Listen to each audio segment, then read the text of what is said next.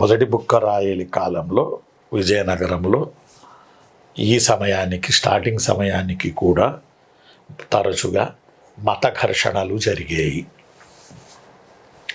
తరచుగా రిలీజియన్ కాన్ఫ్లిక్ట్స్లు జరిగేవి. అది శైవానికి వైష్ణవానికి, అలానే వైష్ణవానికి జైనానికి ఘర్షణలు జరిగాయి, మత ఘర్షణలు జరిగాయి. అంటే జనాలు రెండు గ్రూపులుగా ఏర్పడి విమర్శించుకోవడం ప్రచన్న యుద్ధంలాగా కొనసాగుతూ ఉండింది. అప్పుడున్న రచనల ద్వారా, అప్పుడున్న గ్రంథాల ద్వారా, పద్యాల ద్వారా, శతకాల ద్వారా ఒకళ్ళని మరొకళ్ళు విమర్శించుకుంటూ ఉండేవాళ్ళు.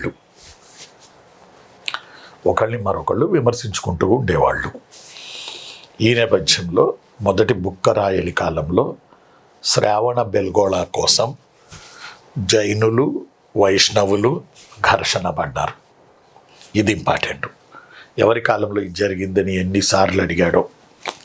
శ్రావణ బెల్గోళ కోసం, మైసూర్ దగ్గర ఉంది కదా, శ్రావణ బెల్గోళ కోసం జైనులు, వైష్ణవులు. శ్రావణ బెల్గోళ కోసం జైనులు, వైష్ణవులు ఘర్షణ పడ్డారు శ్రావణ బెల్గోళ కొరకు. అలానే శ్రీరంగం కొరకు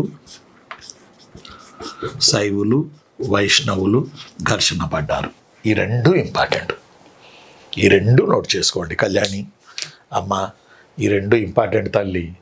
శ్రావణ బెల్గోళ కోసం జైనులు, వైష్ణవులు, శ్రీరంగం కోసం శైవులు, వైష్ణవులు ఘర్షణ పడగా ఈ ఘర్షణలను ఇతను చాలా చాకచక్యంగా తీర్చి, ఈ ఘర్షణలకు కారణమైనటువంటి మతానికి చెందిన టెంపుల్స్ ఉంటే వాటిని కట్టించి తరచుగా ఆ క్షేత్రాలను తను దర్శిస్తూ అందరూ ఒకటే అన్న సంకేతాన్ని జనాల్లో సిగ్నల్ ఇచ్చాడు మొదటి బుక్కరాయలు.